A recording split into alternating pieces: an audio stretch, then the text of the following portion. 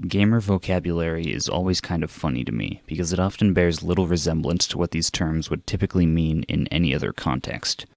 Camping and fishing are unfortunately not outdoor activities that are fun for the whole family. There's the new game button, which, I hate to break it to you, but this is still the same game. And an Avatar has very little to do with James Cameron's hit 2009 film. But one word that definitely does make an unfortunate amount of sense is grinding. From the first definition when I looked it up, grinding means oppressive and seemingly without end. So yeah, I can see the reasoning behind this one. When most people think grinding, they probably think of grinding enemies, either for experience or items. But that's of course only one type. In general, any repetitive action can be grinding. Notice that I used the word can because what you consider grinding will vary from person to person, and it all comes down to what you consider fun. Something can really only be called grinding when you're no longer doing it for its intrinsic reward, but rather for some extrinsic reward. In other words, when the activity stops being enjoyable.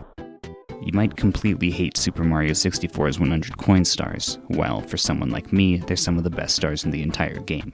Not this one though.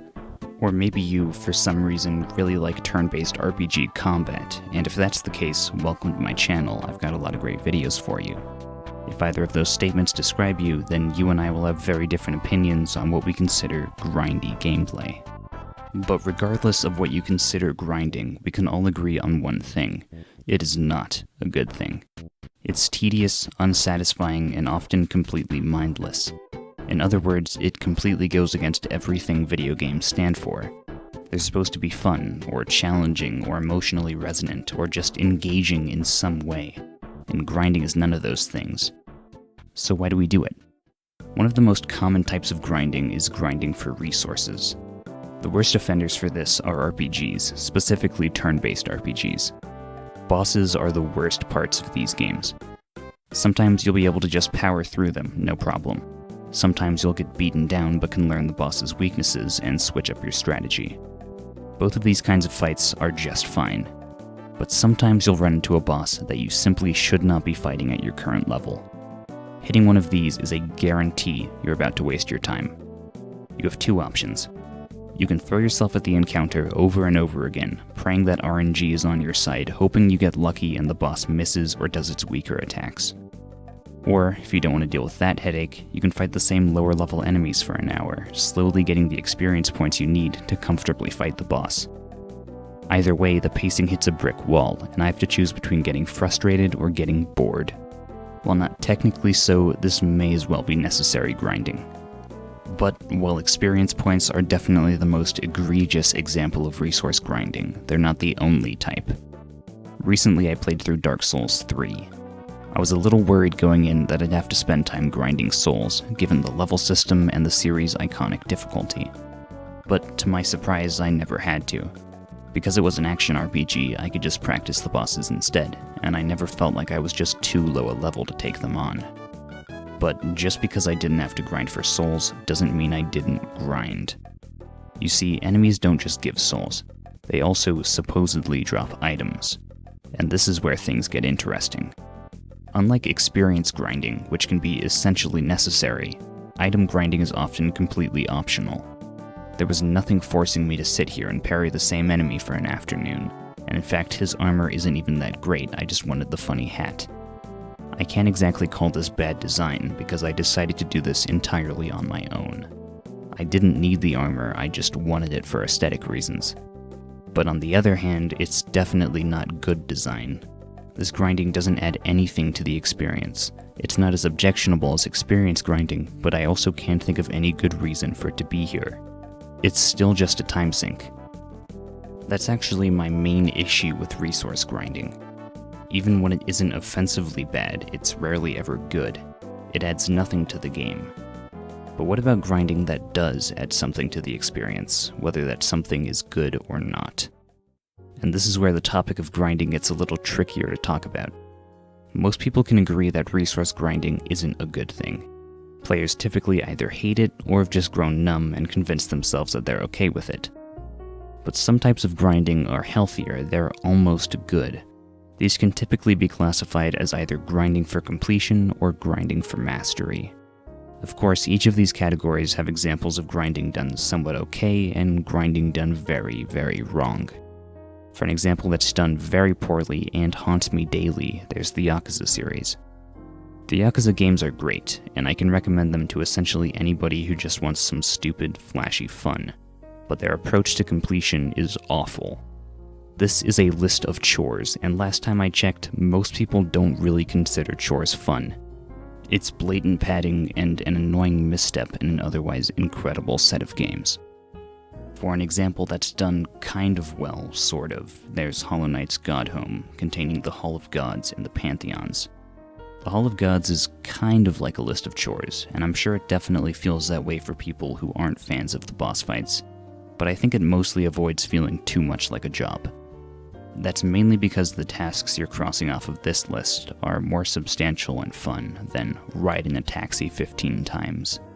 The things you're grinding are entire boss fights with increasing levels of difficulty, so while I still didn't feel compelled to 100% the thing, I didn't mind the time I spent there. Something I did mind just a little bit more was the Pantheons. These are fairly well designed, giving new boss battles as rewards. The main issue with these is that they risk punishing some of the most dedicated players after they have already spent hours grinding and practicing. That punishment comes from the fact that God Home is one of the least technically solid parts of the entire game. And after I spent from 45 to 50 hours grinding in the Hall of Gods, when this happened to me, I stopped, closed the application, and have not opened it since. That's one of the main issues with completion grinding. When a player sinks a substantial amount of time into a game and feels slighted in some way, it can completely sour their perception of it. That slight can come in the form of unacceptably anti-player design, an unsatisfactory reward for the time investment, or even a glitch that leaves the player with lasting emotional trauma. But that last one's not very common. Still, completion grinding is far more acceptable than resource grinding, because it's almost always optional. But it isn't the most acceptable type of grinding, because there's one that's actually pretty close to a good thing, and that's grinding for mastery. Okay, so, Melee. Do you have any idea how many technical terms I could throw at you? Wave dashing, L canceling, edge canceling, cheating, ledge dashing, the list goes on and on. And those are just the basic, fundamental techniques that an aspiring competitive player needs to master. I'm talking probably hundreds of hours of practice and hundreds of thousands of dollars in medical bills after you sell your fingers to the devil. On the one hand, this is precisely what makes Melee so rewarding, especially as a beginner. That feeling of finally pulling off a good wave dash in a match for the first time after all that practice is magical. But on the other hand, all of this tech being so fundamental means Melee has a significant barrier to entry. Not everybody is willing to sit down and practice for like 20 hours before they get to do anything cool, like intentionally up-tilting. As much fun as I've had with the game, I can't blame anybody for not bothering, and I can't tell you how many times I've debated putting the controller down for good. When a game expects so much of you, even casual losses can feel devastating. It can feel like, despite how hard you've been working, it just isn't paying off, and maybe it just isn't worth it. That's why I personally don't get into the competitive grind very often, because even if you've practiced, chances are everybody else has too. For me, that single-player mastery is the way to go. It's just me versus a game from 1996, it's man versus machine, my iron will versus the game's steadfast design. Speedrunning, challenge runs, digging a big tunnel, all of these things demand incredible effort, but are incredibly rewarding as a result. These things definitely aren't for everybody, but they give you an idea of what exactly it takes to master a game, and they often breathe new life into an old experience. And when you finally get that good run that you've been working towards, that feeling is like nothing else in gaming. But all of the practice before that happens is definitely like some other things in gaming. It is still grinding after all. The main thing that separates grinding for mastery from the other types discussed in this video is the reward. Unlike grinding for items or grinding to simply call something done, grinding for mastery typically rewards you with a deeper, more personal sense of satisfaction. It's the feeling of overcoming an obstacle you created for yourself, just to see if you could. Unfortunately, the practice you need to do to overcome these obstacles still isn't what I would call peak gaming fun. But despite how much I've complained in this video, I don't think grinding is necessarily that bad. There are even a few situations where it's actually good. One of my favorite games, Minecraft, is completely built around grinding, in survival mode at least. It exemplifies the one potential benefit. When the task you're grinding is mindless, it can be ideal for relaxation. Doing any of Minecraft's simple tasks while listening to its iconic soundtrack is an incredibly tranquil experience. But if that's not the exact experience you're going for, I think most games should avoid grinding wherever possible. Having a time sink for just about no reason is one of the worst design decisions I can think of, and the fact that it's so prevalent, even in games that are good, baffles me. So, in conclusion, I don't want to have to grind for levels, I don't want to have to grind for excessively tedious achievements, and I really want the Silver Knight armor. I've seriously been grinding for so long and I still don't have it. This is the Dark Souls of grinding.